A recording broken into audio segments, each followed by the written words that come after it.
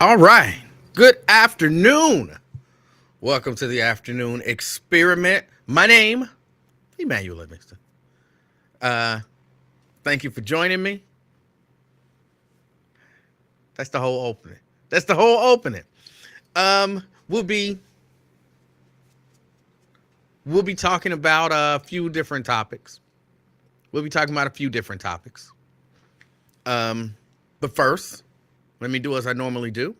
Say hello to the people who take the time out of their day, use their little fingers, or well, I imagine some of them is fat fingers.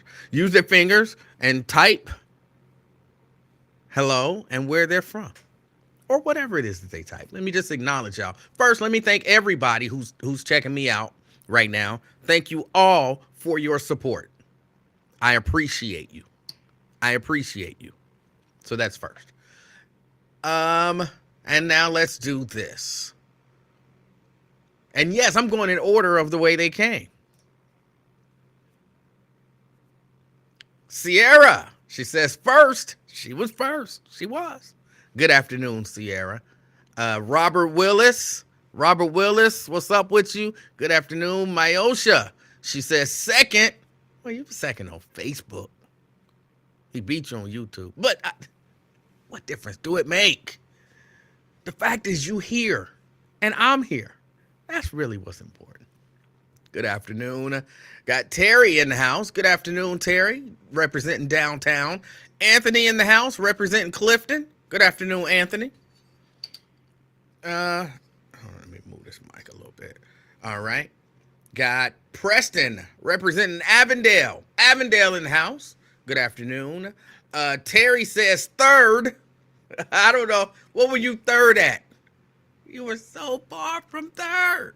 But I still appreciate you checking in. Says,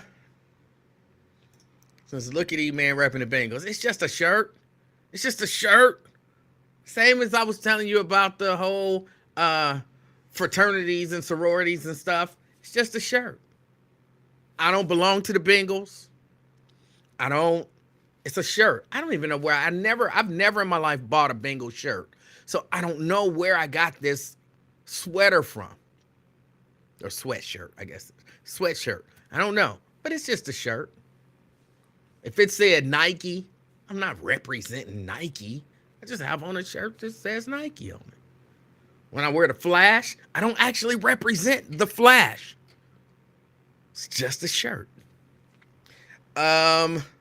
Turkey tips. I don't know exactly what that means. I did have turkey tips at We Do Barbecue. They were good. They were really good. Sierra, after her bragging about being first, now she says good afternoon. She's checking in from Boston. Thank you for checking in. Sabrina, representing North College Hill. Good afternoon, Breenie. Quintano in the house. Quintano say, hope all is well and jovial. Can't beat jovial. Thank you for checking us out, Quintano. David in the house. Representing the universe. You can't represent the whole damn universe. Pick a sector. Angel. All right. From Mainville. Mainville. Ain't that a long way away? Ain't that a long way away? Can you get us up there? Hello? Can you get us up there? Can you hear me? Thank you for joining, Angel. Got Color Me Bert, good afternoon. Vincent, good afternoon, representing Walnut Hills. Nick Brown, representing Blue Ash. All right. I appreciate you checking me out, Nick. Pamela, good afternoon. Representing North Avondale. Rich people. I got rich people on here, y'all. Terry says on Facebook. Okay. Maybe the other Facebook, because I'm on 3 Facebook pages now. I think I'm on 3 Facebook pages. So, hold on, let me see. Okay, 2 Facebook pages.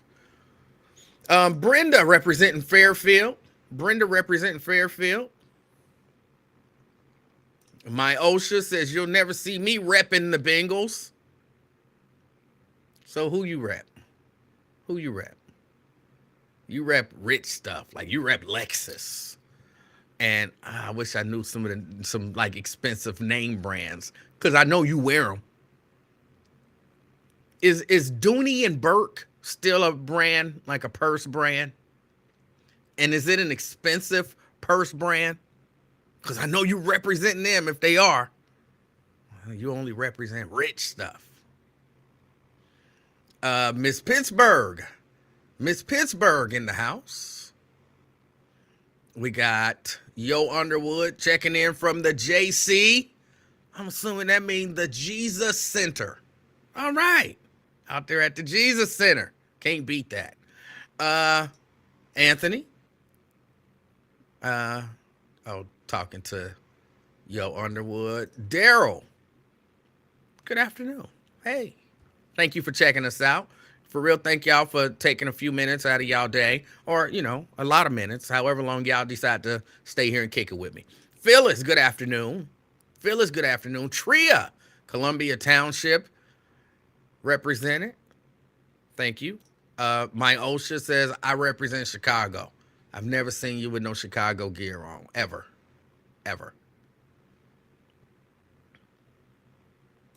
She represents Dallas. She got that Jerry Jones kind of cheese. Todd from Anderson Township. I used to spend a little bit of time in Anderson Township. Did they close that Krispy Kreme over there? That's the first thing my brain goes to. Did they close that Krispy Kreme over there? Is that on Beachmont in Anderson? Because I was looking when they had like the strawberry glazed Krispy Kremes. I was looking for Krispy Kreme and I couldn't find that particular one over there. Okay, yes, they closed it. Well, I mean, okay. They never had the hot. I legitimately never, not one time, saw the hot sign on over there. Ever. So I'm all right with them closing it. Robert says, yes, they closed. It's a sad day when a Krispy Kreme closes. They tell me that when a Krispy Kreme closes, an angel loses his wings. That's what they tell me. And I think that's sad. Regina, good afternoon. We got Lewis. Lewis says, praise the Lord. God is good. All right. Todd says, every once in a while it was on. I never saw it on. The Atlanta Braves are looking to hire Stephanie Mills. I don't know what that means. I don't know what that means. But okay, good for Stephanie.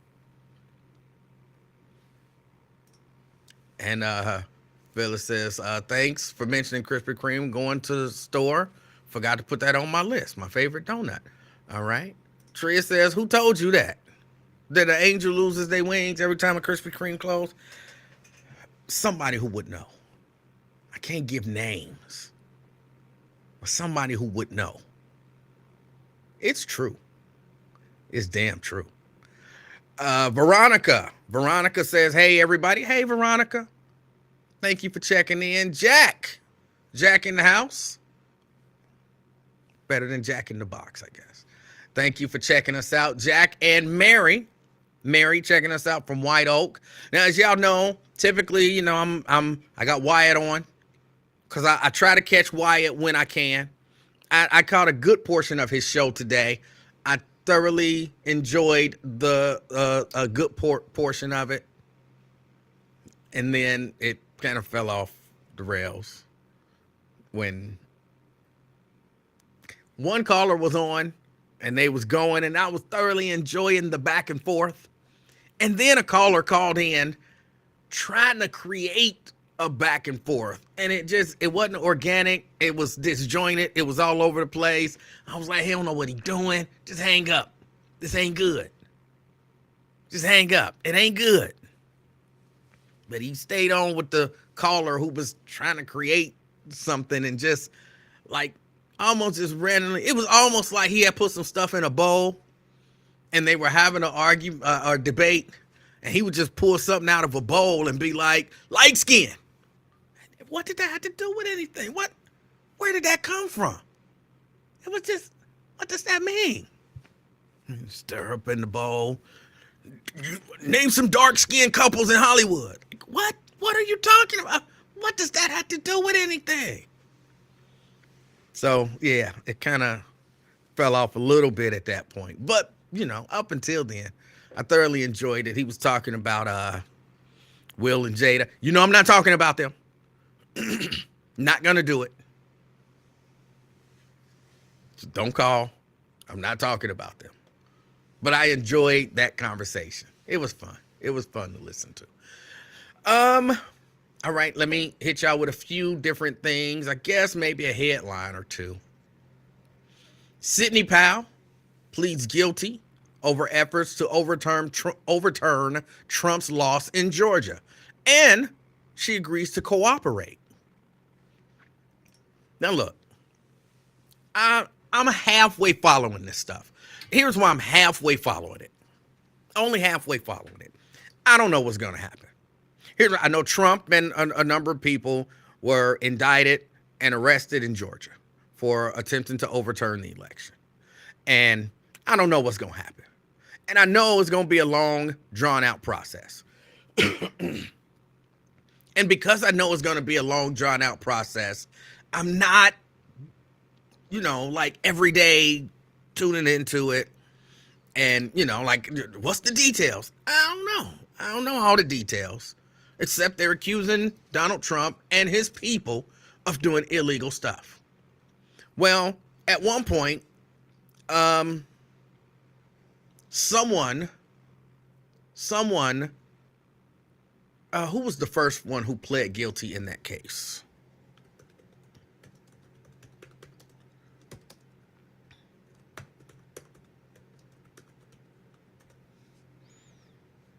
Because she's not the first one. I know Sidney pled guilty, but there was another one. Who was the other one who pled guilty? If anybody knows it, put it in the chat for me while I look. Looks like all these stories are Sidney Powell, because that's the big name today. But there was somebody else who pled guilty and agreed to cooperate. So this is the second of the what is it? 17?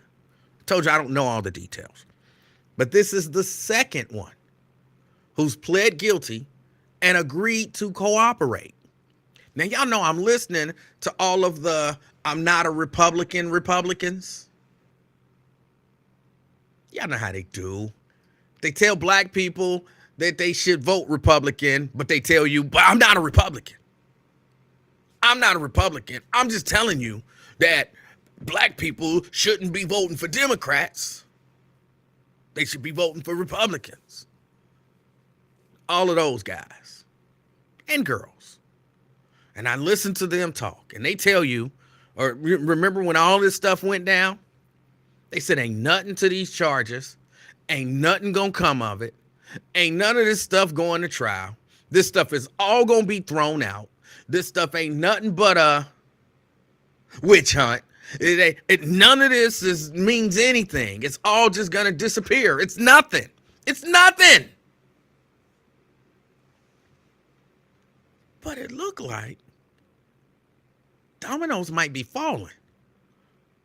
It's only two people. Even when the first person pled guilty and said, I will cooperate, everybody was like, but that's like a low level. He ain't nobody. It don't mean nothing. Now Sidney Powell, well, I mean, she's nobody. In a minute, Donald Trump will be saying, I don't even know who she is. Y'all know how he do? Y'all know how he do? It's what? Sidney Powell, I don't even know who she is. She's nothing but a two-bit lawyer who got brought in. I never met with her. I never talked to her. I never told her to do anything. She didn't do anything for me. I don't know who she is. I mean, I heard her name, but it'll deny. He don't know her. She'll be some fat, ugly woman who he would never have sex with. I don't know how he works that in, but she gonna be some fat, ugly woman that he would never have sex with, and got nothing to do with him. But I'm just watching it. Like, you can't like do a victory dance. That's my victory dance. You can't do a victory dance. Maybe I'll start my Trump victory dance. Pull the string. That's my victory dance now.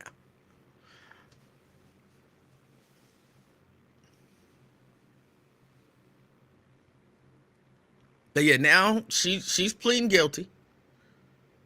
Yes, Tria, all the independents. All the independents who want you to vote for Republicans. They're not Republican. They're independents. So I'm not even praising Trump. I'm not praising Republicans.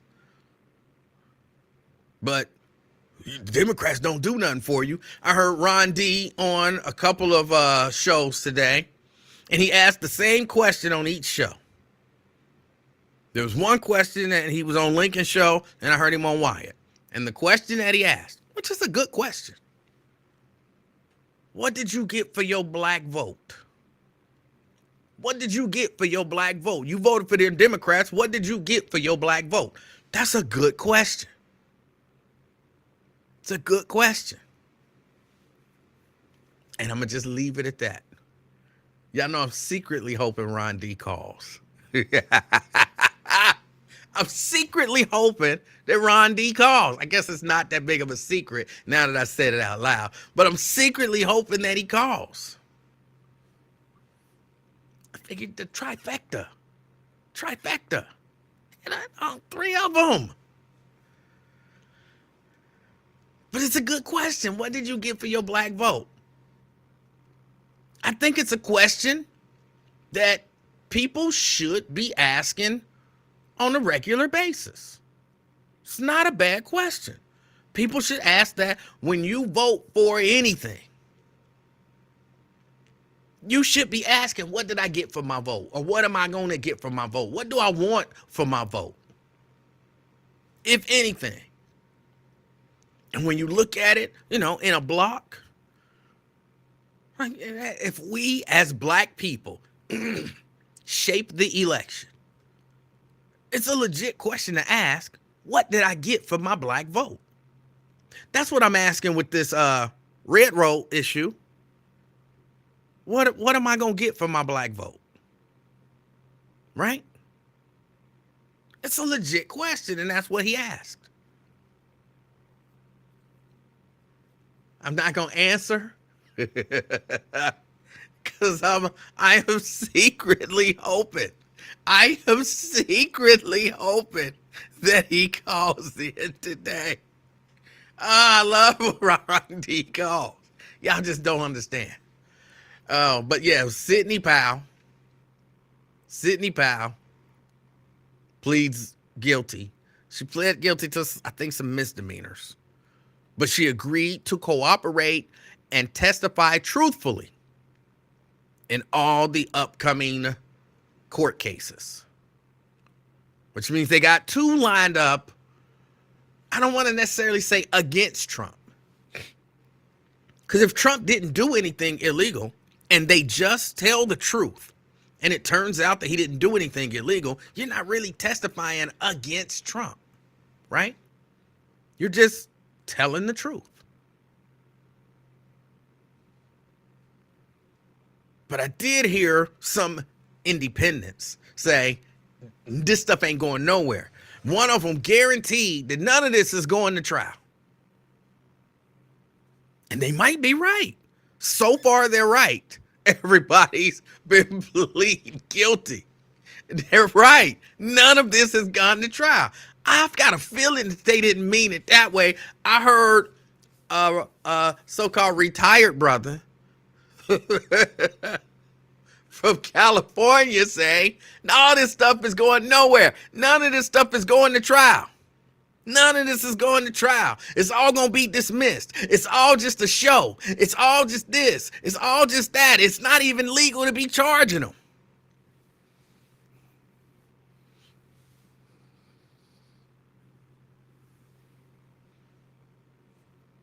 I heard somebody say that. It's not even legal to charge them. The way they indicted them wasn't legal. The way that they charging them ain't legal. And none of this stuff is going to ever make it to trial. It's all going to be dismissed. I promise you, I heard a brother say that. I'm secretly hoping he calls it too. Oh. They never call when you want them to call. They never call when you want them to call. I got questions. I thought all this stuff was going to be dismissed. I thought it was all going to be dismissed. And I asked it. I asked him, how do you know it's going to be dismissed? Because he called this show that day. And I asked, how do you know it's going to be dismissed? Like you saying it like it's a fact. And he said it's a fact. How do you know it? He said, watch and see. Watch and see. I said, okay, I'm watching. I see 2 guilty pleas and agreeing to testify. So I don't know. I don't know. We'll see how it all turns out.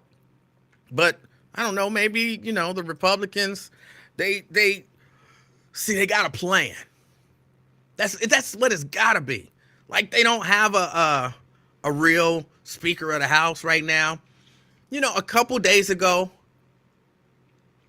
when Steve Scalise and Jim Jordan were both kind of considering running, and they asked him, I don't remember this dude's name. What is the dude, the interim Speaker of the House? The one that hit the gavel really hard. What is his name? Hold on, let me look it up. Yeah, no, I don't have time to do my show prep before I come in here. I would hide this stuff because I can't remember shit no more. I can't remember. But I would have it all so I'll be able to just rattle off names. Interim Speaker of the House. Patrick McHenry, the temporary House Speaker. Remember a few days ago, someone had brought up the idea of just empowering, what did I just say his name was? Patrick McHenry. They were thinking about empowering Patrick McHenry. And they said, hey, we could just empower him basically while we work this thing out. And Jim Jordan and them, that's a technical term, in them. It means that person plus however many other people you want it to mean. However many or however few. John and them. That could be John's brother and John's cousin, or it could be John and, as we used to say, his whole creation. John and them. So Patrick McHenry and them. All right. I mean, Jim Jordan and them. That's who I'm talking about. Jim Jordan and them, they said, no, we don't want to do that. That would violate the public trust. It's not what we're here for. It wouldn't be a good thing for democracy. It wouldn't be a good thing for, America. It wouldn't be a good thing for our party. That would be just like putting another, if we did that, we might as well just vote for Hakeem Jeffries to be the Speaker of the House. I believe that is very close to a quote from Jim Jordan. Either Jim Jordan or Kevin McCarthy. I don't get them confused, but I've been watching them do a lot of talking, and so I'll mix up some of their quotes. But one of those Republicans said, no, we're not doing that. That would be like giving Hakeem Jeffries the gavel. We are not doing that. This was a couple days ago. You never guess what they're talking about doing now. empowering Patrick McHenry as the Speaker of the House until like maybe January once they figure it all out. But I thought that was against America, against democracy. Y'all said that. Democrats didn't say that. Republicans said it. But now y'all talking about doing it. Are y'all against America? Are y'all against democracy?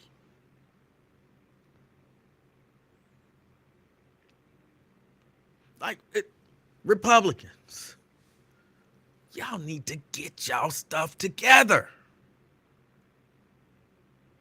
And I don't understand the independents, who some of them are taking their orders like from McCarthy. Remember I told y'all yesterday? Well, I told y'all like y'all didn't already know. When I talked about yesterday, the fact that McCarthy is blaming the Democrats. He's saying it's the Democrats' fault. They wanted to shut down a whole branch of government. But really, it's the Republicans who right now, this group of Republicans, they don't know how to govern. They don't know how to govern. They don't know how to lead.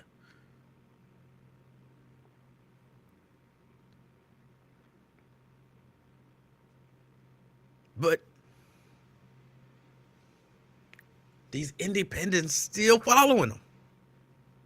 I had to do the air quotes. I hate when people do this, but I have to do it. The independents, because you and me know, they not real independents.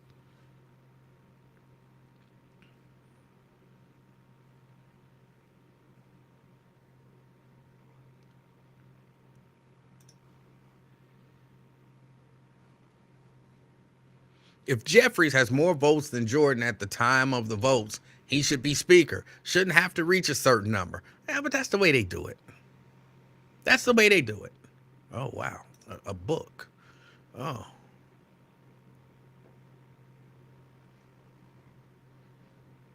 That was to somebody. And I'm not reading that book.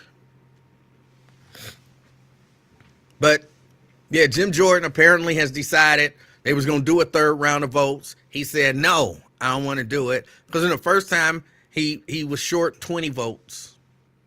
Second time, he was short 22. And they're quoting some Republicans saying that if they would have voted again, he would have been short by 30. Again, like, he's clearly not the best person to bring the caucus together.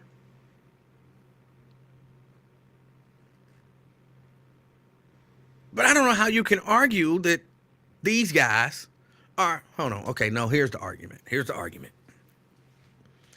This is the way it's supposed to be done. This is the way it's supposed to be done. Hold on, follow me. For real, this is the argument. You got a group of people in there who, if you don't vote for what they want you to vote for and they don't feel like you representing what they say, then they not going to vote for you as the leader. And if they get a chance, they will kick you out of that spot. And that's the way that it's supposed to be up there. That's the way it's supposed to be. That's what they're saying now. And they're saying that now because, you know, the Republican speaker got kicked out and they can't choose a new one. So that's their argument now, is that this is actual democracy. Now, those of us who aren't Republicans or independents, we realize this is not actual democracy at work. This is chaos. This is a lack of leadership and a lack of the ability to lead and govern.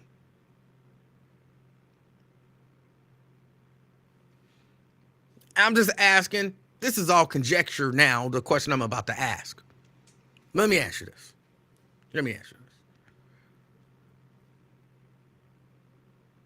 If Alexandria Ocasio-Cortez would have had a disagreement with Nancy Pelosi and gotten together the right amount of votes to kick Nancy Pelosi out of that speaker seat, and the Democrats, when they had the majority, could not fill that seat, do you think these same independents would be saying, yes, that's my party. That's the party that you should go with, because that's actual democracy.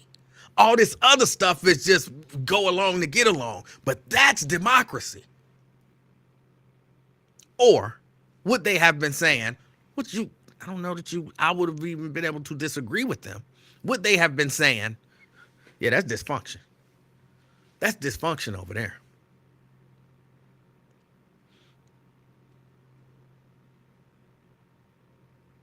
I would have been saying, that's dysfunction. Guess what a lot of Republicans are saying? That's dysfunction. You know what they saying on Fox News? That's dysfunction.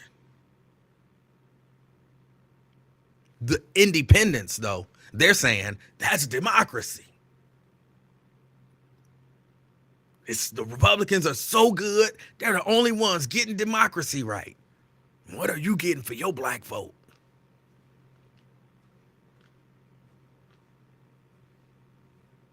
So it's looking bad. But this might just be Act 2. This might just be Act 2. You know, Act 1, I'm not a director. Don't ask me why that's funny to me. Please don't ask me why that's funny to me. Okay, let me tell y'all why that's funny to me. I got to go back a couple days. How many of y'all remember? I'm 100% switching subjects, but I'll try to remember to come back to this. How many of y'all remember a couple days? Some of y'all saw it, some of y'all didn't. When I got into it with a director. I'm not going to say no names. But I got into it with a director. He picked a fight with me for no reason. A director decided he wanted to pick a fight with me. He's a famous award-winning director. He is. He really is. He's a famous award-winning director. And he just out of nowhere decided he wanted to pick a fight with me. And if you've been watching this thing or following me for any amount of time, if you've been following me for any amount of time, if you don't know nothing else about me, you know I like a good fight. So out of nowhere, this director just decided to pick a fight with me. I go along. Why not? Okay. You want to fight? Why not? So, we had this little, verbal thing. Because this director, I'm not saying no names. I'm not trying to, whatever. But the fight was kind of about, hey, why do you comment on this show to promote your show? And I was like, I've never even mentioned my show on this show.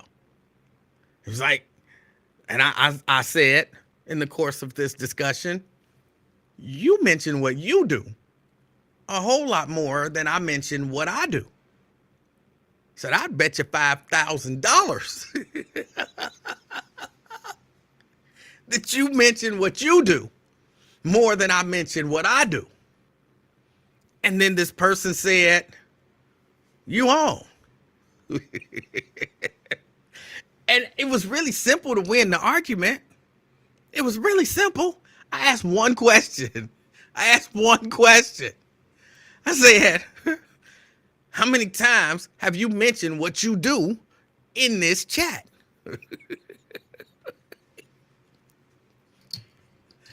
Have you ever mentioned what you do in this chat? And the answer was yes, but only in response to other people. I said, I've never mentioned my show in this chat. Not even once. So by definition, if the bet is I'll bet $5,000 that you mention what you do more than I mention what I do. And you've mentioned it, and I've never mentioned it. I won. This is like, that's simple math. Even if you only mentioned it once, but I've mentioned it 0 times, I won. So I said, run me my money. I don't know why.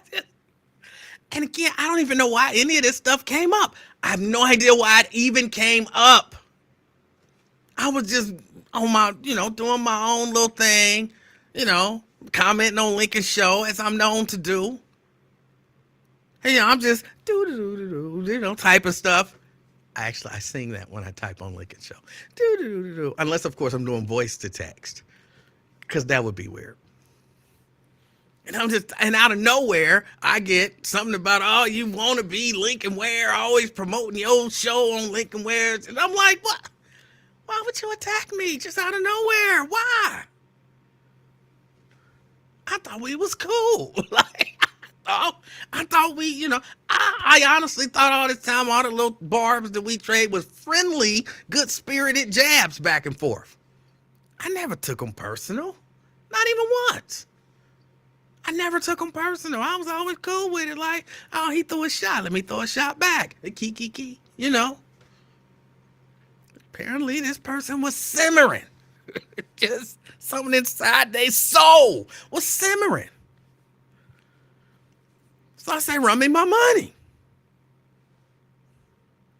And then I was basically told I wasn't going to get my money. And I'm like, that's not honorable. If you make a bet and you lose the bet, you should pay the bet.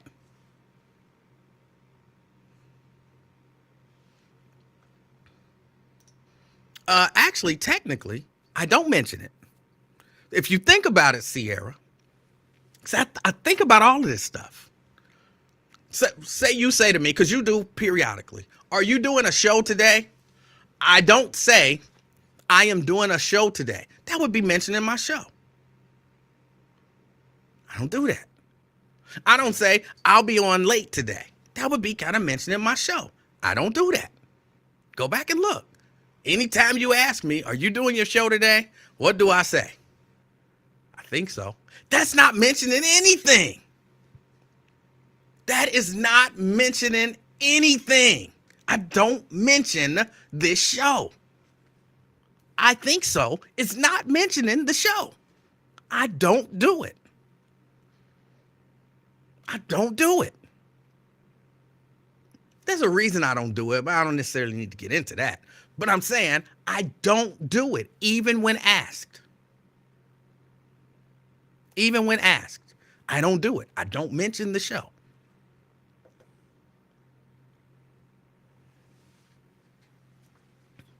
So I said, run me my money. He basically said, I ain't giving you no money. And I'm like, that's not honorable. It's a bet. You're supposed to pay the bet. So he told me I can go to hell.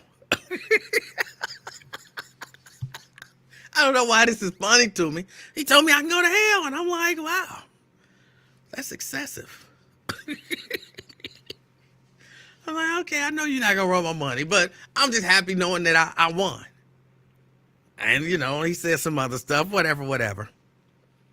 And then today I go on, I'm minding my own business, do. And I hear Lincoln mention something from this person. And I'm like, I didn't see a message from this person pop up. And so you know how you can tell when somebody done either blocked you or unfriended you? You search their name. And if they your friend, like, all right, Sierra, since her name up there. If I start typing in a comment, Sierra, before I get to the R, Sierra Brooks, and already popped up. So I was like, I didn't see no comment for him. Let me type in this person's name.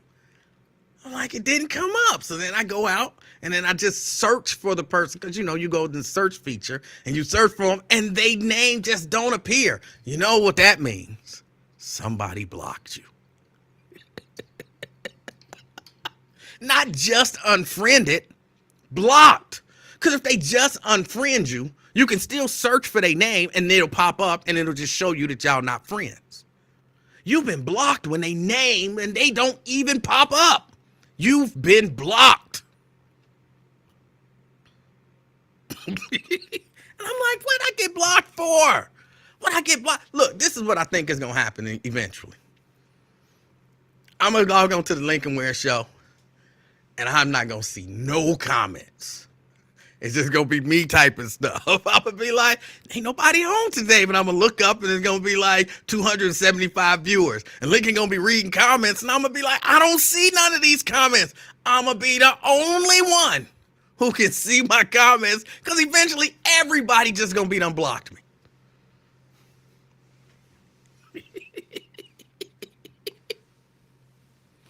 Oh boy. I'm like, that is hilarious. That's it. How do you pick a fight with somebody and then get mad because you lost the fight that you started? So you block them. I'm all right with it. I'm all right with it. I do have his phone number, though. I wonder if he blocked my calls, too. Change his phone number. You never know. You never know.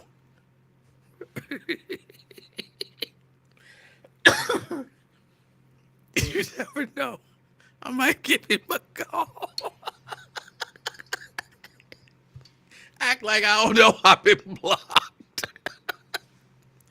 Oh boy. Oh, that is terrible. I got blocked. All because I got blocked because I don't mention my show. Oh, y'all don't understand how funny that is to me. It's funny to me. Stop picking fights with people. If you lose, you lose. All right, what was I talking about though? I was talking about something. That's what made me think about it. I was talking about acts. And I was saying with the Republican thing, this might be act number 2. Now, if you watch movies, plays, read books and stories, and if I get any of this wrong, and you're a director out there, feel free to correct me.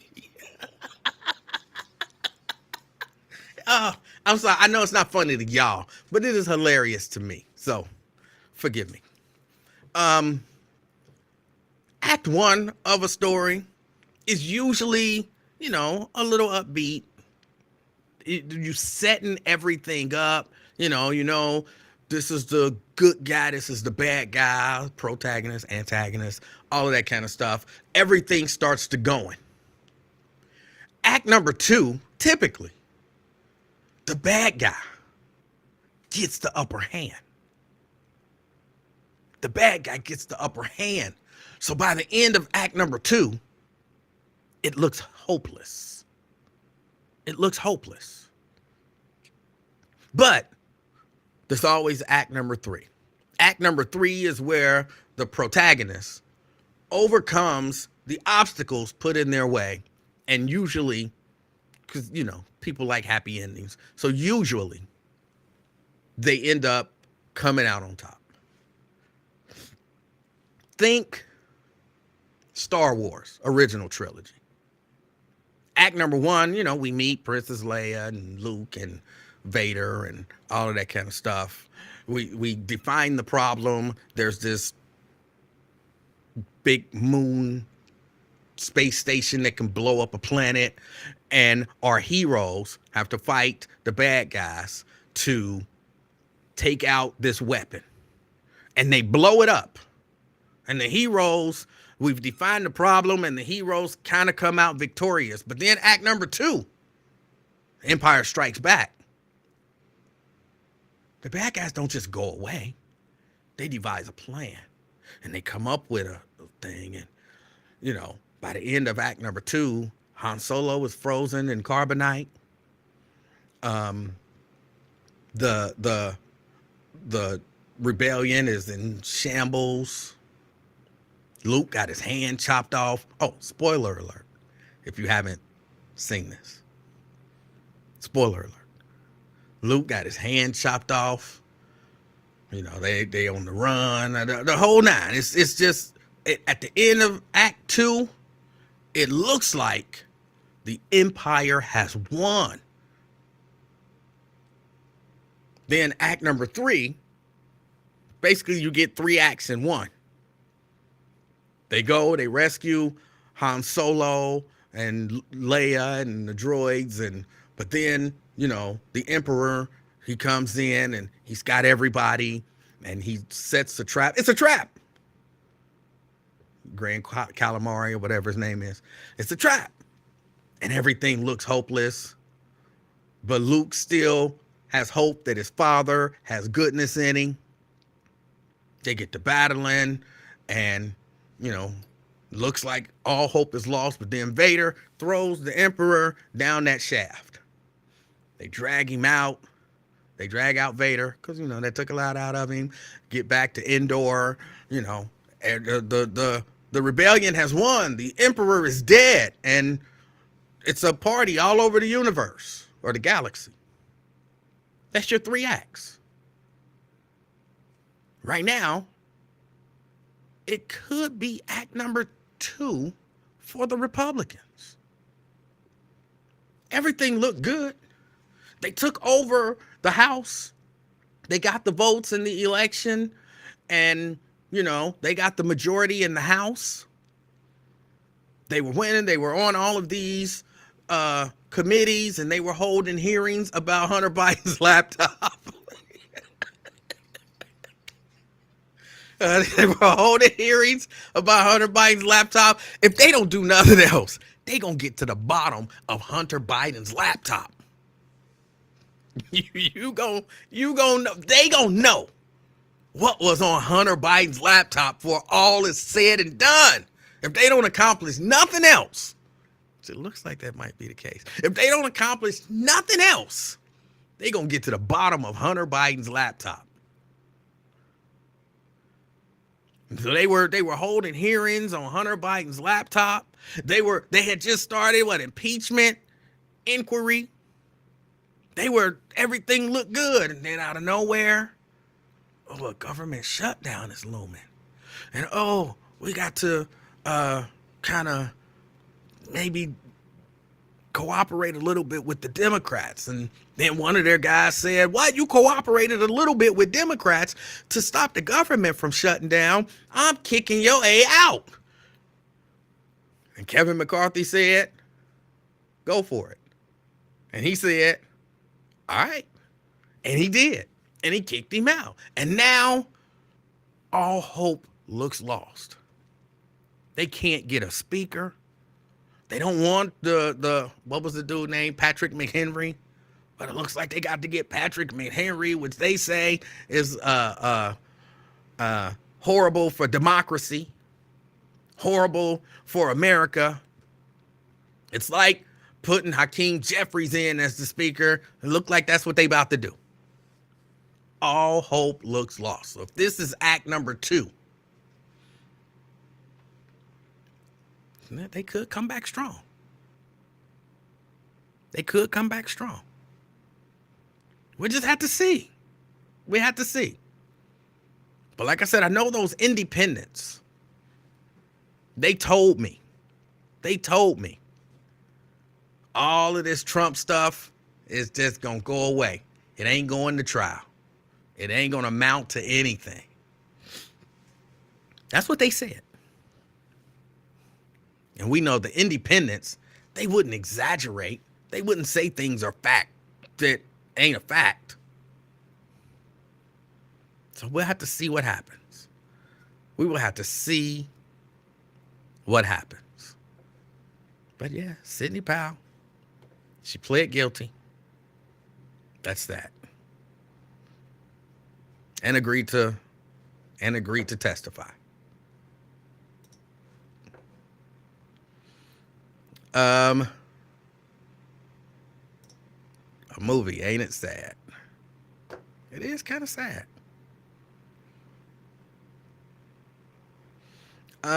What else? There was something else that I wanted to talk about. Y'all don't understand how much I hate this. I don't remember what else I wanted to talk about. All right, what else is going on out here? And I don't want to talk about Will and Jada. I do not want to talk about Will and Jada. Still not watching the NFL, even though I do keep seeing all of these stories about how they done caught Colin Kaepernick and exposed him as a fraud and all of that kind of stuff. I don't want to talk. No, Sierra. I've already said everything that. What else is there to be said about them? First, I don't really like either one of them. Second, I think everything speaks for itself. Jada is like a mean, evil chick, and Will is like a little biatch. But I don't care.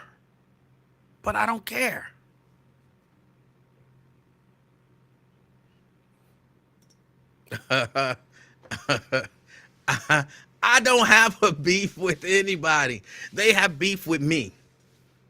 I think I only have like 1, 2, 3, 4 people blocked.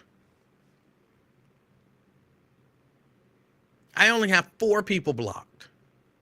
I think I've only blocked 4 people on Facebook ever. And 3 of those is only because they blocked me.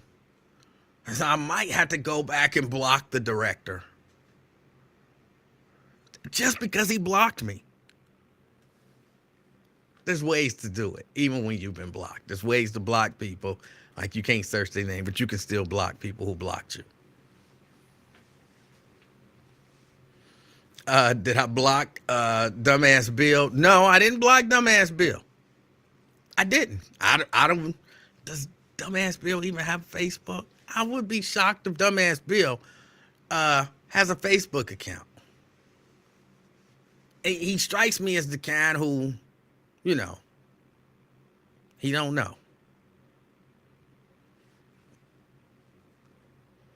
He strikes me as the kind who he don't know how to do a Facebook account.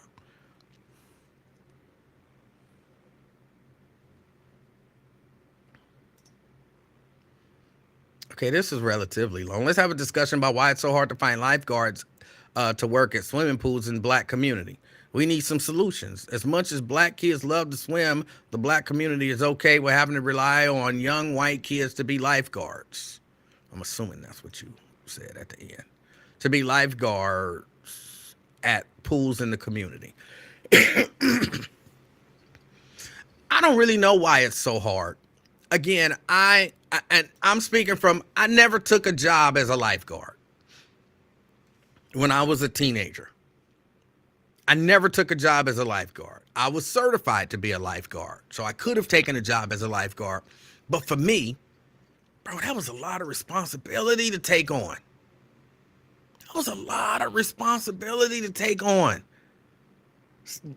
Saving people's lives. And I don't know exactly how it works, right? But in my mind, if you got lifeguards, damn it, just put some of them in the black community. I don't care if they white. Now, look, I'm a big proponent of, try to hire equally. But if black people, and this is a if, because I can't say that it is true. I don't know it to be true. See, one thing that I learned is that just because something looks like a thing doesn't necessarily mean that it is that thing. I could see, and I'm not saying that this is the case, but I could see a case where young black people who are qualified to be lifeguards are trying to get hired, but they're not actually getting hired.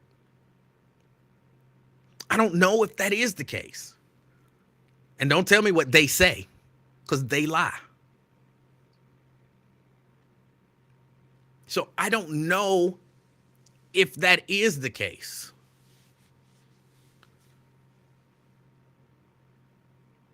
But if it is, I guess I'm all right with it. You take what you can get, and if those are the people who want those jobs, then all right. I don't see it as Vernon, as difficult of a thing, something we need a solution to.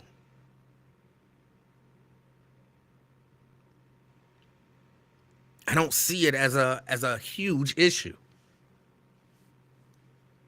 I know, again, when I was qualified and young and would have been in a position where I would have been a lifeguard, I decided to go sell candy door to door over being a lifeguard. First, back at that time, I made a lot of money. Like,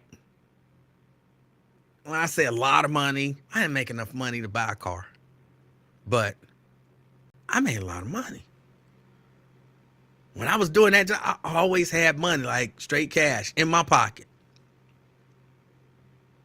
And, hell, I might make $100 a day. And we might go out, 3 or 4 days a week, and I might make 150, maybe 200 on a Saturday. And I was, how old are you in the, 10th grade?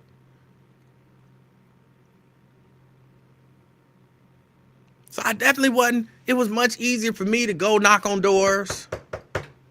Hello, my name is Emanuel Livingston from Youth Opportunities Unlimited. I can't believe I still remember that. Youth Opportunities Unlimited. And we sold candy door to door. I was 14, Sierra. We sold candy door to door. I wasn't trying to save nobody's life, putting my life in danger. None of that. Making more money than the lifeguard.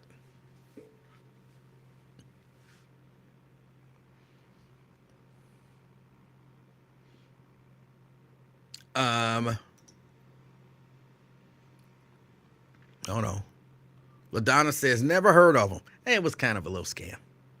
It was a little bit of a scam. I mean, it was a scam in the sense of we actually had candy that we sold. People bought it.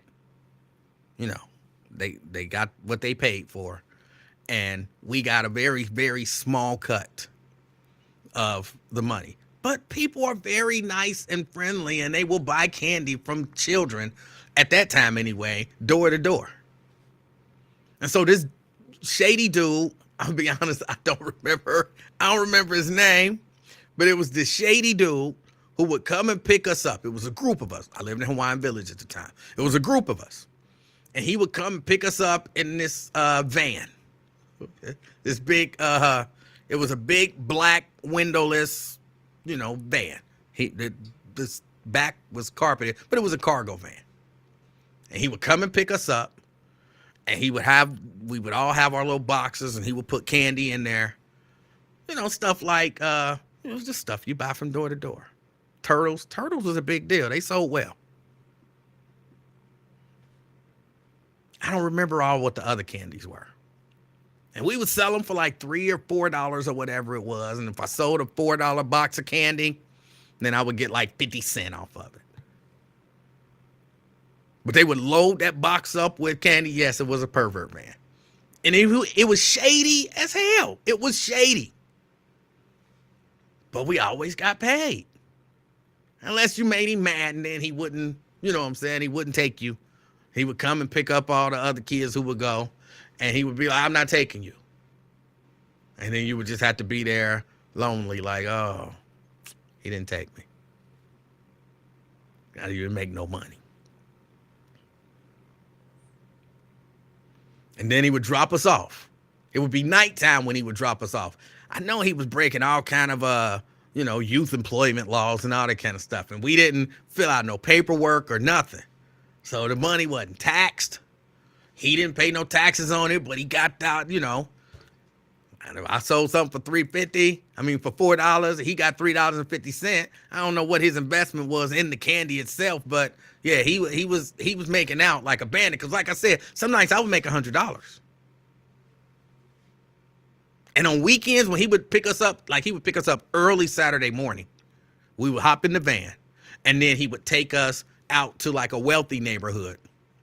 And he had it all mapped out. Y'all gonna work this street, y'all gonna work that street, y'all gonna work that street. And he would drive around the neighborhood, and when I would run out of candy, he'd be there, like, hey, you need to re-up. I'd be like, I need to re-up, give me, because I was big on the the $4 candy, because stuff was like $2 and $3, but $4 was the big boy. Give me, I don't want nothing but turtles. People are buying these turtles, and that's what I make the money off of. And we'd be in the rich neighborhoods, and he'd pick us up early in the morning, and we'd be out all day, come back when it's dark. And this is during the summer. Come back when it's dark. But I had $250 in my pocket that I made.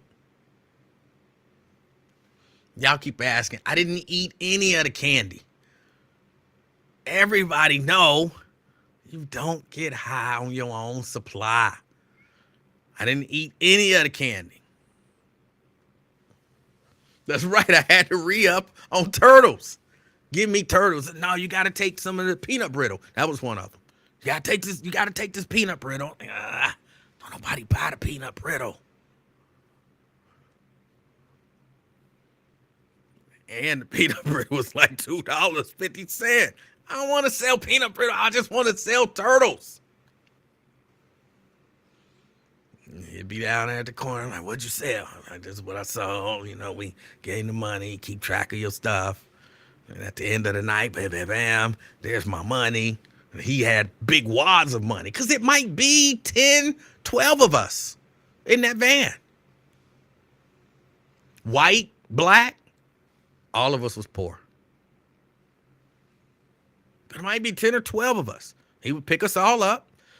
And we would go out and we would sell that candy. And I would make money. But wasn't nobody buying the peanut. I'm telling y'all, talking about all these people. Your mama loved peanut brittle. Your daddy loved peanut brittle. Okay, but they wasn't on my route. The peanut brittle didn't sell very well. Like, I had to push.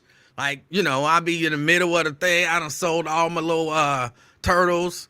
And now I got to push peanut brittle on people. Got to push peanut brittle. Are you sure you don't want some peanut brittle? I don't have any turtles. I'm sorry. I had turtles down the street. But, don't you want to buy peanut brittle? It's delicious. I'm just a young person trying to do what's right. I could be robbing your house instead of trying to sell you candy. For whatever reason, that worked on people. Okay, I'll buy some peanut brittle. Thank you. I'm thinking, damn it. They wanted turtles.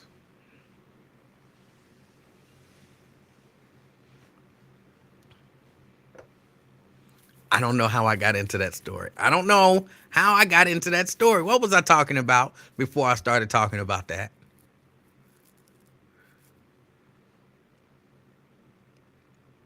What was I talking about before I started talking about the candy selling?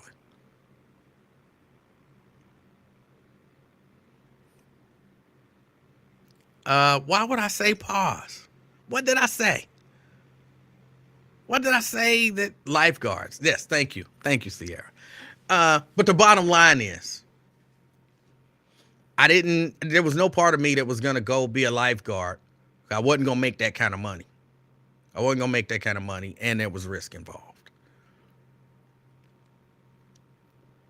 I think if people want to see more black lifeguards, because I think, look, swimming has always felt to me like more of a, I don't know how to say it. That's not one of them sports or activities that if you live in certain areas, when we lived in Clifton slash Avondale, and we didn't have no money, we didn't have no pool, we didn't have no pool passes. I'm not sure that we could have afforded to go to the rec center, and I don't remember even a rec center near us that had a pool. And I imagine one existed, but we didn't really have access to a pool. I didn't learn how to swim until I moved into a community with a pool. And then I taught myself how to swim. But I didn't learn how to swim until then. So you're saying to, maybe some underprivileged young people, hey, go learn how to swim. And then take the appropriate classes to teach you life-saving techniques. And then go work as a lifeguard. Now, if I would have had like a pass to the Y, sure, that would have been reasonable. I would have learned how to swim probably a long time ago. And I believe the Y offers life-saving classes, advanced life-saving classes. So, yeah, I'm qualified. But for a lot of, let me not speak for a lot of people. Let me speak for me. I didn't have access to a pool. The only time I had access to a pool was when me and Michael used to go up to the apartments up in Clifton and try to jump in those pools and get kicked out. That was my access to pools. We would go to all the little apartment complexes up in Clifton and go to one, wasn't nobody swimming. Ain't nobody swimming. We'd get in there and, I'd just walk around. It's how you walk when you're in the pool. You got to kind of push yourself when you walk. I'm just walking around, but I ain't hot. You know what I'm saying? It's 99 degrees. I'm in the pool walking. I ain't hot. Then somebody would come out. And, do you guys live here? Yeah, we live here. Where's your pool pass? I forgot it. And they go get somebody. You guys don't live here. You got to leave. We're going to call the police. And then we leave. Go to the next apartment complex. Walking. Hey, do you guys live here? Yeah, we live here. I didn't mind lying. I ain't know. I didn't mind lying. Yeah, we live here. Sometimes that will work. You guys live here? Yeah, we live here. Okay. And they'll leave. But most times, you guys live here? Yeah, we live here. What apartment? We live here. Where's your pool pass? I forgot it. And they leave and go get somebody, and they come and tell us, you don't live here.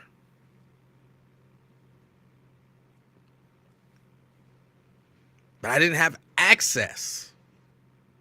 I didn't have access to, swim classes and swim lessons and advanced life-saving class and all of that kind of stuff until I got to high school. And, that was where I did that. The summer before high school, I taught myself how to swim, but I had already signed up for a beginner swimming class. And then I just kept moving through. And I think junior year, I ended up taking advanced life-saving class and got certified. But I wasn't trying to be no lifeguard.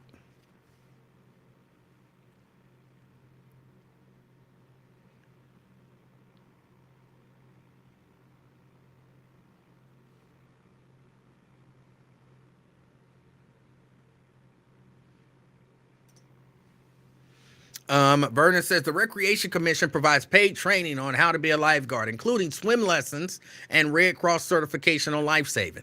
Okay, that's great for them.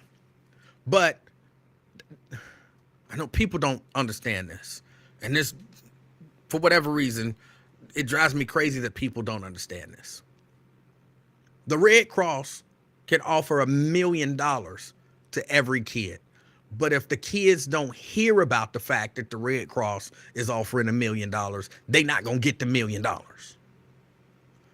So, okay, they might offer those classes. But I didn't know nothing about that. People wasn't coming through. And look, my mama worked. My daddy worked. So a lot of times, and they worked like, my mama worked like, I guess, second shift. So when we came home from school, mama was leaving to go to work. So wasn't nobody telling us about these classes. So I'm not saying that they're not offered, but I'm saying it's only helpful to the people who learn about it. And I'm sorry, when I was, 10, 12 years old, I wasn't listening to talk radio. I wasn't watching the news to see what the YMCA or the city was offering. If nobody brought it to, I was just out doing stuff. So I'm not saying this to knock anybody, but I'm saying, to say, well, they offer classes, that's cool. But the people who they offer classes to have to know that they offering classes. And as a young person, I didn't know.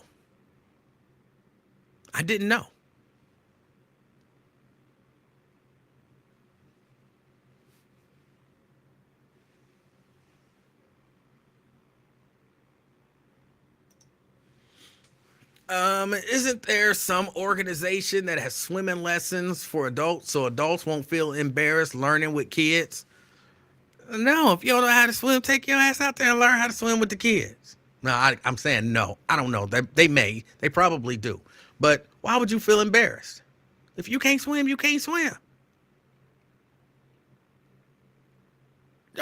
You do not strike me as the kind of person who be sitting back worrying about what people think about you, period. But then especially you worried about what kids think about you? Come on. Man the fuck up. Go take them classes. Shut up. Learn how to swim.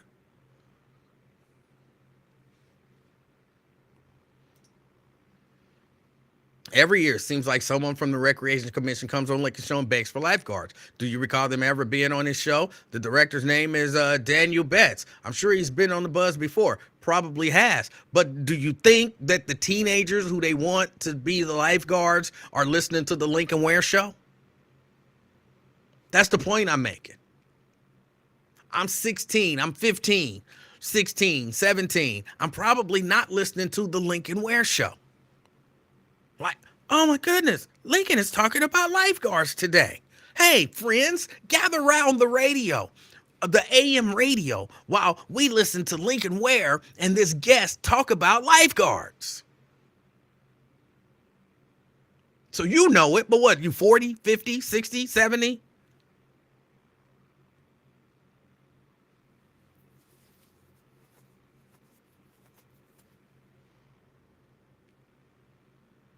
Did you listen to talk radio when you was 16 on the AM dial? Because that's the people who they looking for. That's what I'm saying. Like, the question becomes, how do they get that message to the young people? Are they in the schools telling them, like, hey, you want to be a lifeguard? Because hearing a commercial on the Wiz wouldn't have made me, or, me on WBLZ, wouldn't have made me want to go become a lifeguard. Do you want a great career where you get to swim every day? That wouldn't have made me want to become no lifeguard. Somebody would have had to come to me and say, hey, you got a job waiting for you if you just learn how to swim. Like, for real? I don't know how to swim. We'll teach you how to swim. Word. When? And y'all pay me? What? Somebody would have had to bring that information to me.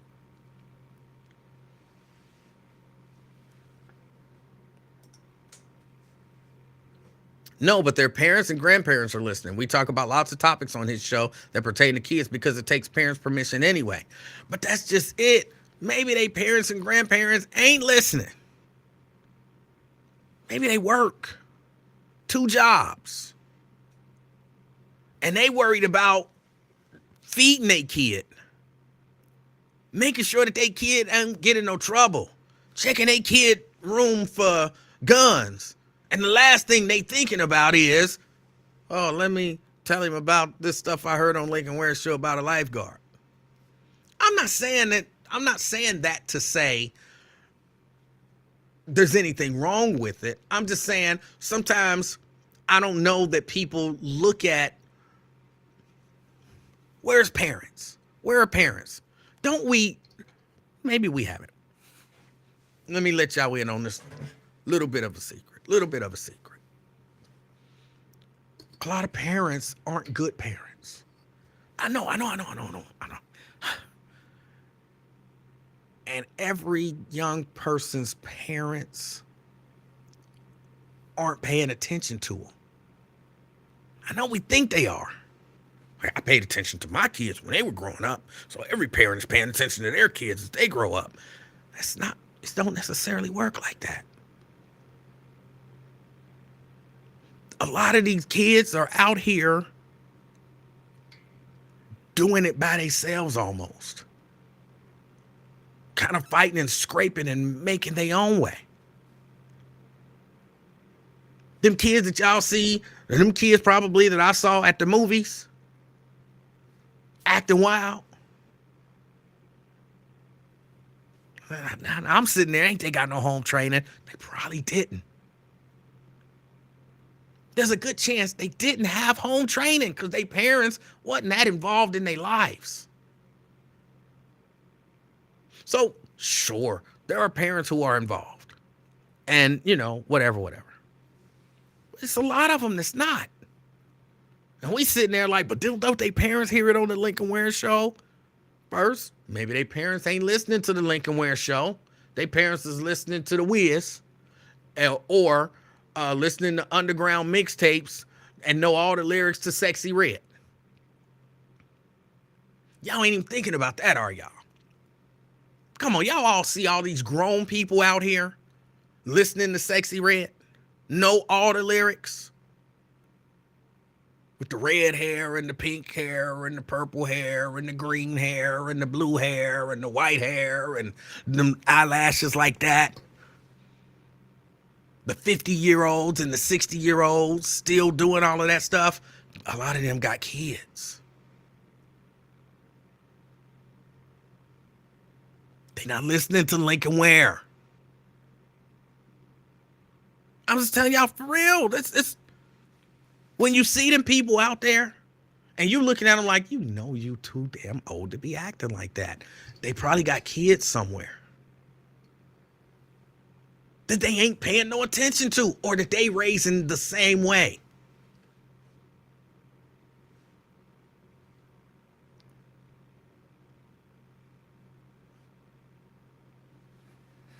And they heard it on Lincoln Ware show. Number one, they wasn't listening to Lincoln Ware show. If they did hear it, then it ain't Sexy Red, so they ain't passing that on to their kids.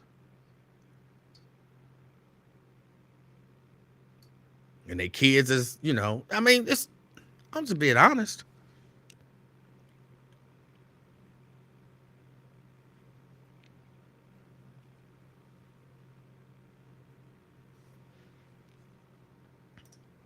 Davis Denise, I'm only familiar with Sexy Red because of Wyatt.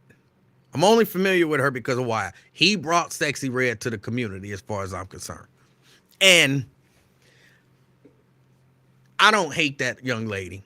I do think, that's not necessarily a great example for young people in general, for young black women specifically. But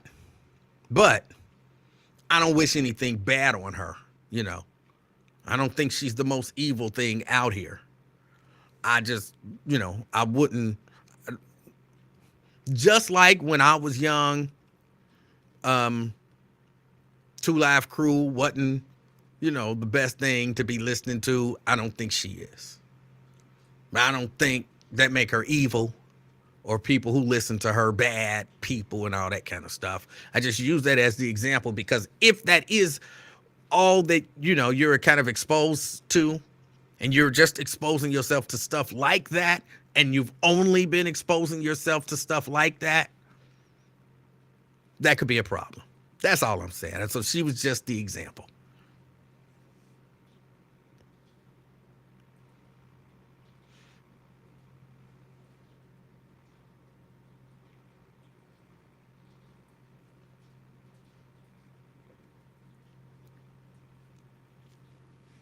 But my point is to say, well, a lot of parents ain't. And I think that's where a lot of times as a community, we drop the ball.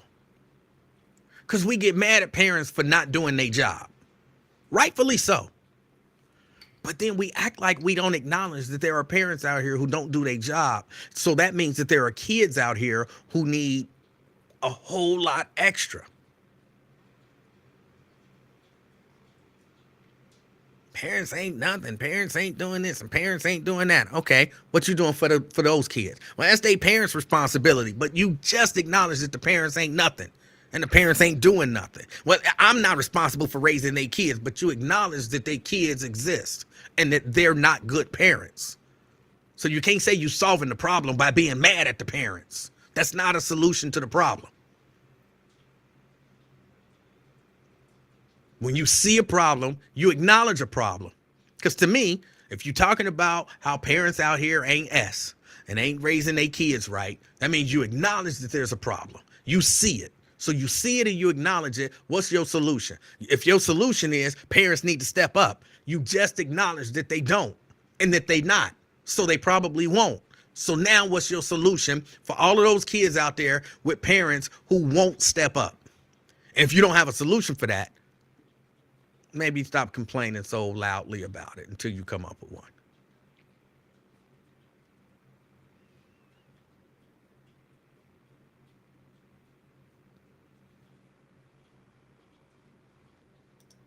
Vernon, our community is not doomed. I used to think that myself. Honestly, I did.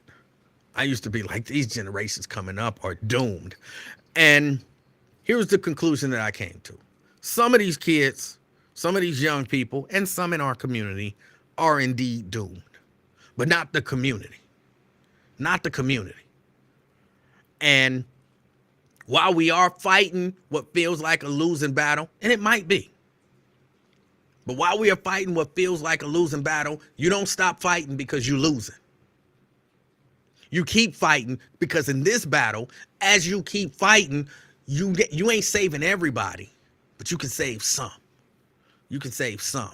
Enough, hopefully, to keep the fight until maybe something turns. Yeah, we going backwards, but we got to keep trying to go forward. I look at it like this. It's like a hurricane force wind blowing at us. We got a goal we need to get to, but that wind is so strong. But we got to keep trying to push forward. Because if we just give up and go backwards, then yeah, we are doomed. But you got to keep pushing forward. Lean into it. Fight the wind. Yeah, you still going backwards slowly, but much less slowly than you would if you just turn around and run backwards because you gave up. And so that immorality is pushing us, but we got to keep pushing back. We got to keep pushing back.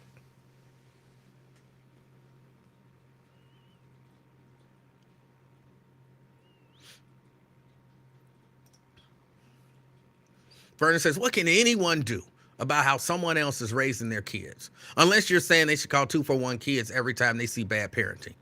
There's a lot of stuff that you can do. There's a lot of stuff that you can do. You can be a positive influence to a kid. Like, you don't have to live in their house. Basically, all you're trying to do sometimes is show them another option. All your mama do is listen to, I'm sorry, I got to keep using Sexy Red because, she nasty.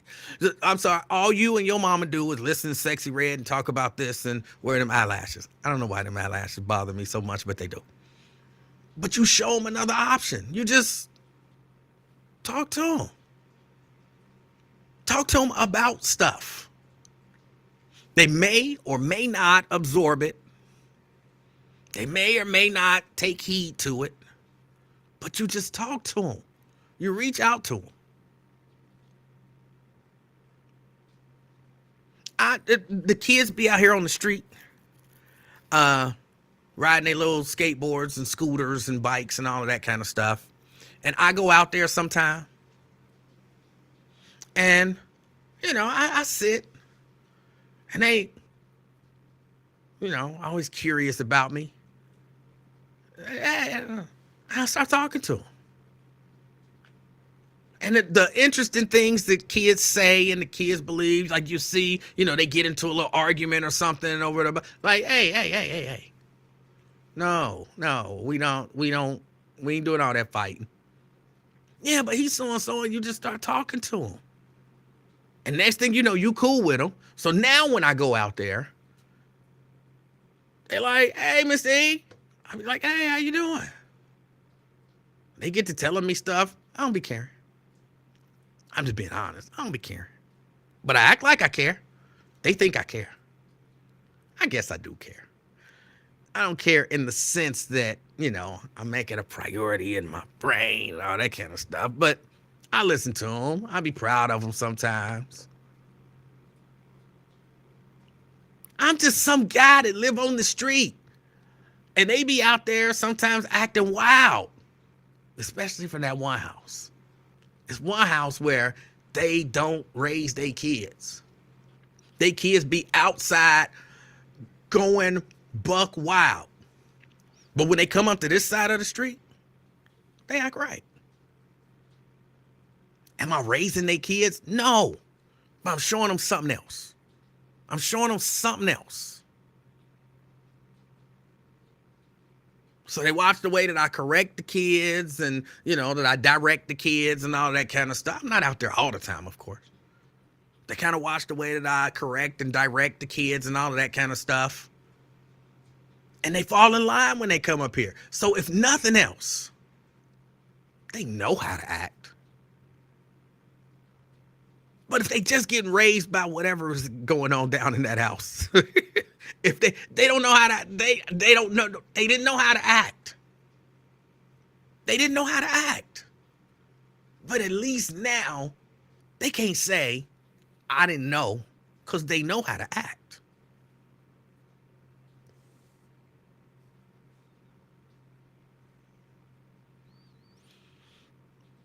And maybe, they'll not gravitate once they get up and get out and get themselves into something. I'll be teaching them stuff like Foursquare. These kids have never heard of Foursquare. Like kids in 2023 who go outside and play.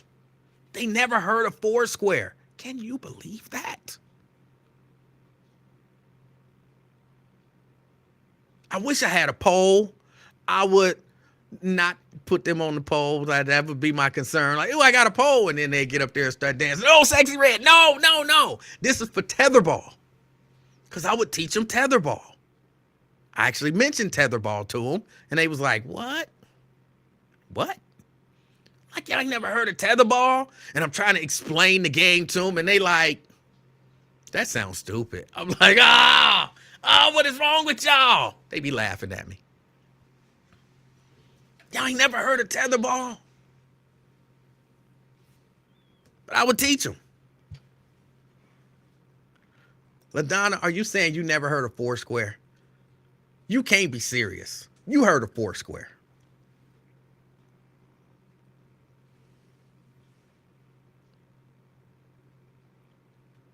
You heard of Foursquare.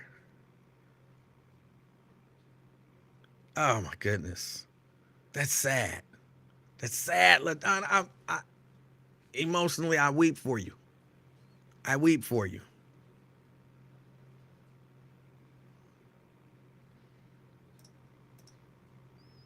Myel should never like tetherball. Yeah, because y'all was shooting bows and arrows and playing archery and polo and horses and stuff.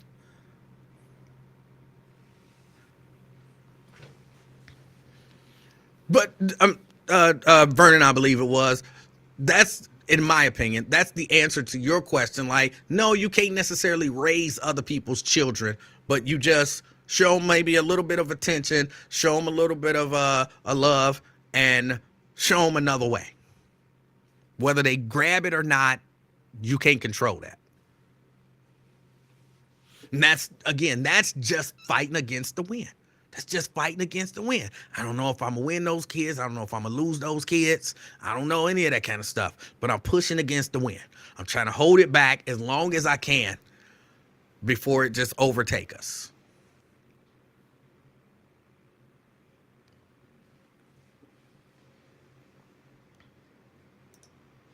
Anthony says he has a tetherball set for the yard. I never seen one of those. I might go get one because I'll put it. It sounds dangerous, but it's a cul-de-sac. I'll put it in the middle of the cul-de-sac and have them kids out there playing tetherball. I will. Believe it or not, Nate, I never even thought about that. I can go get some this, some of y'all, this might sound crazy too, but I could go get some line. I don't know what do you call the line that you hang the laundry on to dry. I can go get some of that and, teach them how to jump rope, and then teach them how to jump. I don't know if it's French or double Dutch. I don't know which is which. Is this French and this double Dutch, or is this French and this double Dutch? Either way, I could do that. Because again, clothesline. Thank you. Thank you. Because these kids be out here riding their bikes, riding their little scooters and all of that kind of stuff. And there's a part of me to think I can get them to do whatever. Fun. You know what I'm saying? I done taught them how to play Foursquare a little bit, as much as I can remember. I don't remember all the rules.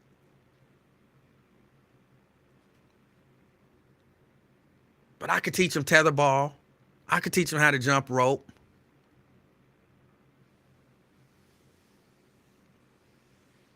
And some of these kids don't even come from our street. They come from the houses that are down the street. But I guess because we're a cul-de-sac and they see other kids. And, they don't really have no structure. Like how your parents would be like, don't you go nowhere where I can't see you. That's not these kids. They just be wandering from wherever.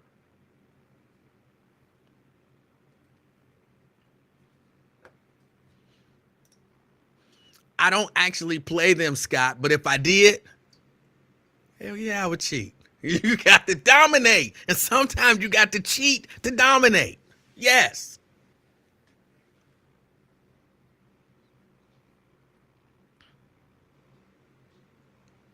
We call it Irish, not French. What? What? You playing? You trying to be fun? You want me to make a crack about you being rich and how rich people call it Irish and not French or double Dutch? Because you don't really mean. I've never heard of anybody calling it Irish ever. Ever.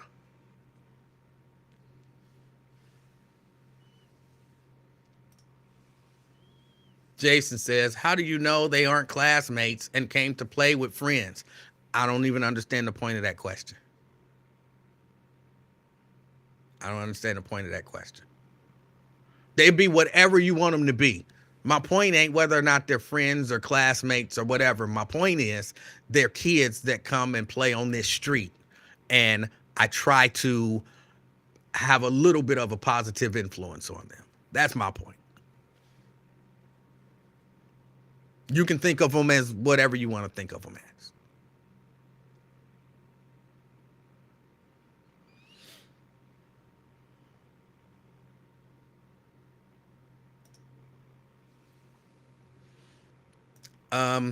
You said they just roamed down there unsupervised. They didn't come with any parents.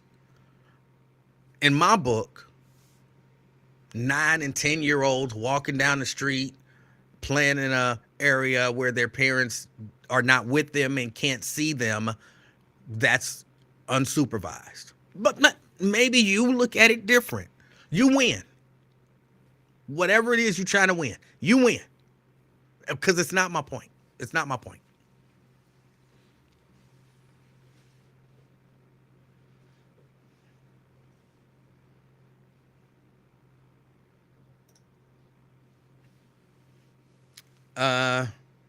Janice says, I hope their parents won't think you're a pedophile out there playing with their children. Their parents don't even know. Their parents don't know. That's what I'm saying. Their parents have no idea. I could theoretically could be, and it would be like a great setup because their parents don't know. I'm clearly not. And I'm not out there playing with their kids. I might teach them a game, but I don't just hang around and play with them. I don't just hang around and play with them. But, you know, like I said, I taught them Foursquare. So now there's a ball in the yard. So now when they come, they ain't got to ask. They can just come and get the ball and the little chalk and draw the squares and play. And when they done, they put the ball back and the chalk back. I don't have to be out there. But I understand what you're saying, Janice. I understand what you're saying.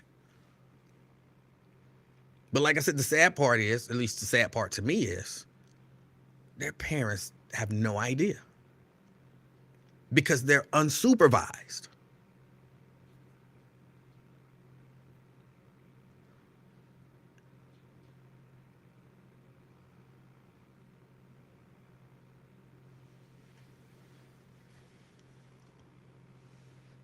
But I'm saying to say, well, why didn't their parents tell them?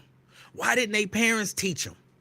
Why didn't their parents, go get them the free classes that are offered by the Cincinnati Recreation Commission at select centers? Their parents might not know. And if their parents do know, their parents might not be paying any attention. So that's, you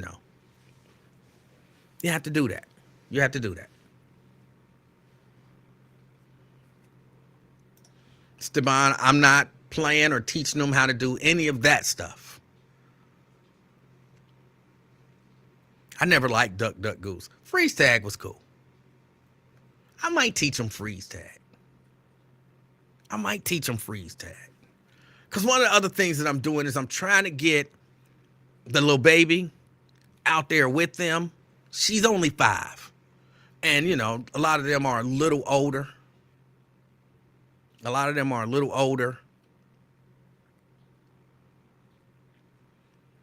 when I go out there with her, I have her go interact with those children as well. Emanuel, do you have a problem with the people behind your house in the woods coming to play Foursquare?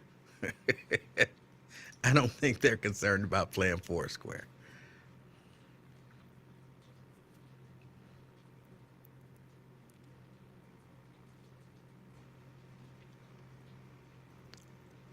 I'm definitely not teaching them hot beans for supper.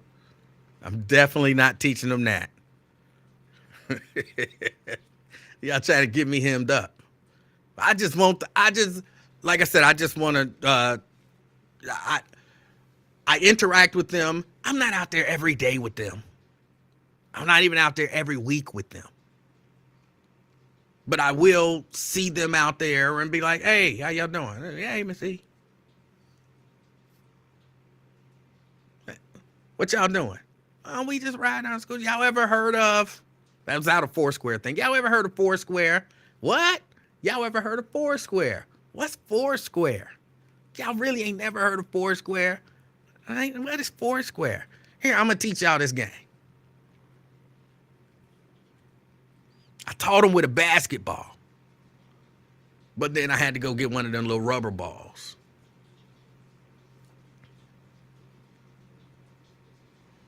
Because hot beans for supper, at least the version of hot beans for supper that we used to play, involved like a belt or a switch or something, and people finding it, whooping people. I will not be the person who somebody parents is coming because they child got beat and talking about you taught these kids to beat the other kids with a belt when they find it. Like, no, nope, will not be me. They beat my kid, and he the one who told them to beat my kid. I'm like, oh no, I was teaching them a game. It was a game, and they beat him in the face because you know how kids is crazy nowadays. These kids ain't gonna just take some belt and go to whacking legs. They gonna be whacking all in the face, and you know he hit him with the buckle and the eye and the little thing with his eye, and I got taken to the emergency room because you told him to beat my kid.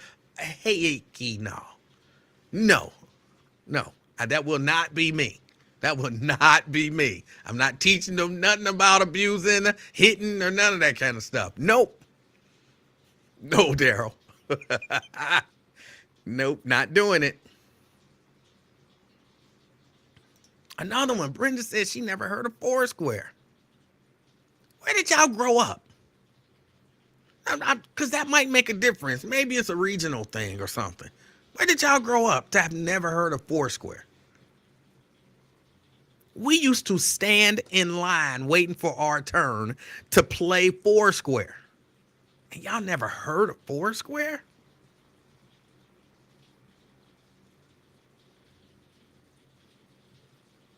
For real, I'm asking Brenda and was it LaDonna? Where did y'all learn Foursquare? I mean, where did y'all grow up at?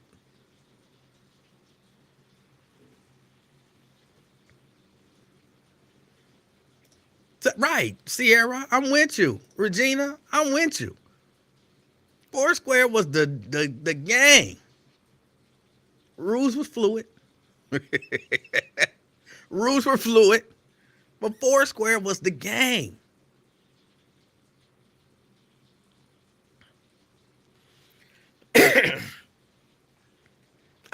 We not doing no dodgeball. We not doing no dodgeball. I'm not teaching dodgeball. If they come up with a violent game, they came up with that on their own.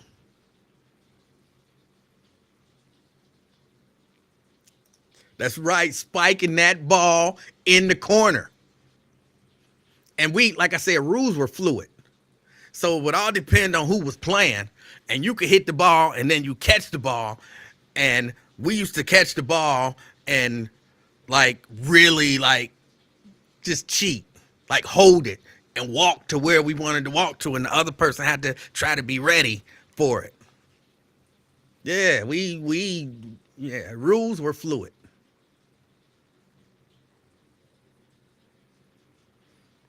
I ain't never heard of no tea party.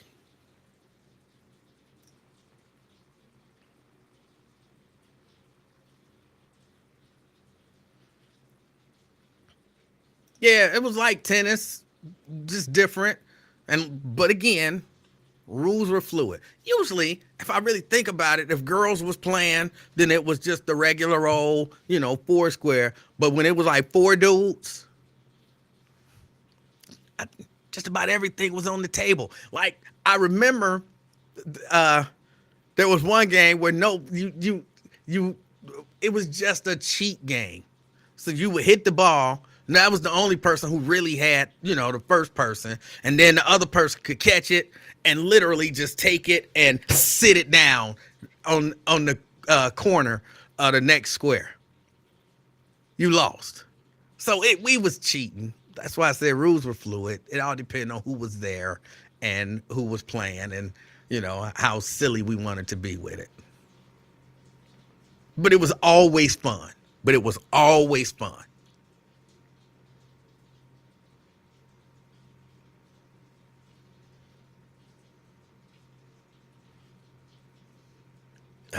Yep, cheaters. Yep. Yep. Oh, no doubt about it. We cheated. Yeah, it is. That is really cheating. But it ain't cheating if the rules say you can do it. It ain't cheating.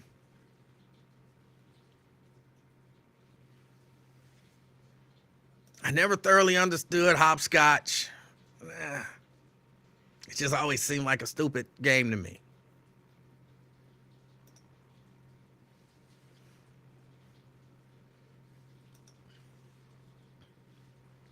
Yes, alternative rules. Oh, y'all, I got to get ready to get out of here. I have somewhere that I'm supposed to be at 5 o'clock. Um, but I appreciate y'all hanging out with me. I would though encourage people, because everybody don't live in have a space or the opportunity. If Because like I said, them little kids, I live at the cul-de-sac, and those little kids ride their little scooters and bikes and skateboards up and down the street. And so every once in a blue moon, it gives me the opportunity to interact with them. Everybody don't have that opportunity. Everybody don't have that opportunity. But if you do, take it. Take that opportunity. Like, they might be the most well-mannered children and don't need that extra whatever, but it don't hurt. It don't hurt to, interact with, have positive interactions with little kids. And especially if they kind of bad and they don't know how to act, and you can be there and interact with them and teach them how to act. Even if they only act that way when you around, they know how to act.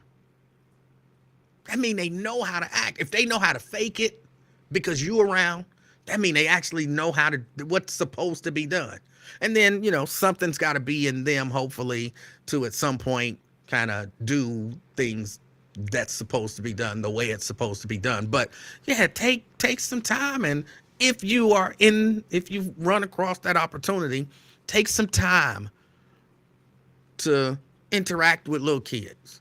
I remember as a kid, I used to love it, and this might have just been me, when a parent or a aunt or an uncle or a big cousin or somebody would come and play with us. Now, we'd be out there jumping rope. Yeah, I jumped rope. I had 3 sisters, so yeah, I jumped rope. And we'd be out there jumping rope, and then cousin Ella, she was older, about the same age as my dad. So she was an older lady. But she might come out there and turn the rope for us. And I don't know why. It was just something about it, or being an adult there interacting with us. All she would do was turn the rope. I don't ever remember cousin Ella actually jumping rope. But she didn't mind turning. She was a good turner. Turning is an art. You got to be able to turn right. I was never a great turner. But she would come out there and she would turn every once in a while. You can't beat that. We would play little games, and some adult would come out and, play with us. They always won. But the fact that they was out there playing just made it funner. I don't know why, but it just made it a little funner. So, yeah. Again, you don't really see kids out, in most neighborhoods, because, this is a video game generation. So you don't really see them out jumping rope and all of that kind of stuff. But if you see them out, interacting with them might not be a bad idea. Might not be a bad idea. All right, I got to get ready to get out of here. Is funner a word? Absolutely. Absolutely. But can't be clap-handed.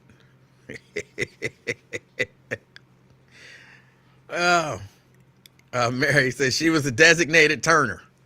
I was never good at turning. I was never good at it. Daryl says funner. Samuel says more fun. Nah, y'all bougie. Maybe it was more fun in y'all neighborhood, but in my neighborhood, it was funner.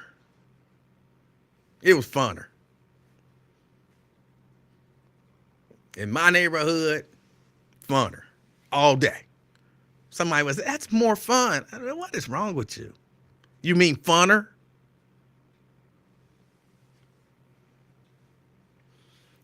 All right. I got to get out of here. Y'all enjoy the rest of y'all day. I know it's raining out. I hear it. It's raining out.